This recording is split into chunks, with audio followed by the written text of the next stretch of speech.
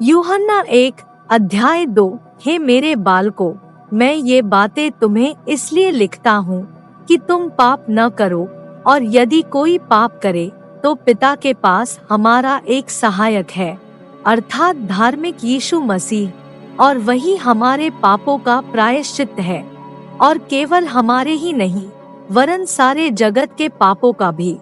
यदि हम उसकी आज्ञाओं को मानेंगे तो इससे हम जान लेंगे कि हम उसे जान गए हैं। जो कोई यह कहता है कि मैं उसे जान गया हूँ और उसकी आज्ञाओं को नहीं मानता, वह झूठा है और उसमें सत्य नहीं। पर जो कोई उसके वचन पर चले, उसमें सचमुच परमेश्वर का प्रेम सिद्ध हुआ है।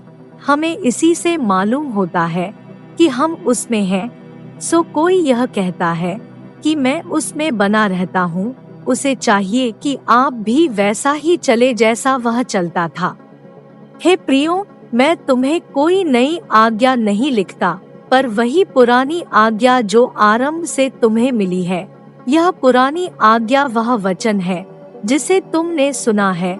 फिर मैं तुम्हें नई आज्ञा लिखता हूँ, और यह तो उसमें और तुम में सच्ची ठहरती है, क्योंकि अंधकार मिटता जाता है और सत्य की ज्योति अभी चमकने लगी है। जो कोई यह कहता है कि मैं ज्योति में हूँ और अपने भाई से बैर रखता है, वह अब तक अंधकार ही में है।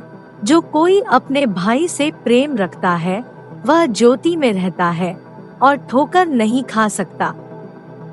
पर जो कोई अपने भाई से बैर रखता है, वह अंधकार में है और अंधकार में चलता है और नहीं जानता कि कहाँ जाता है, क्योंकि अंधकार ने उसकी आंखें अंधी कर दी है।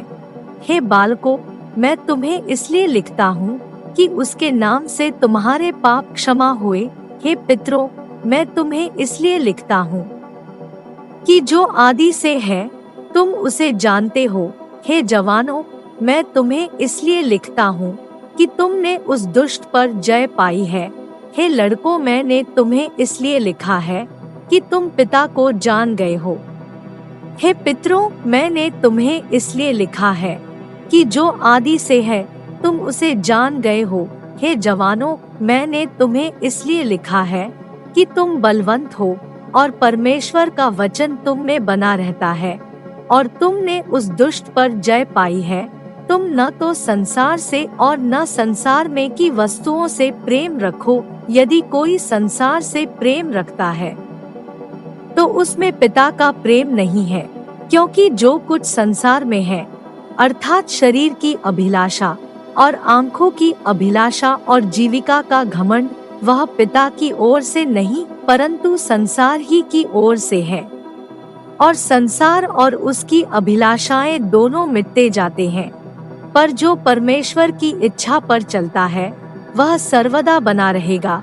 हे लड़कों, यह अंतिम समय है, और जैसा तुमने सुना है कि मसीह का विरोधी आने वाला है, उसके अनुसार अब भी बहुत से मसीह के विरोधी उठे हैं। इससे हम जानते हैं कि यह अंतिम समय है।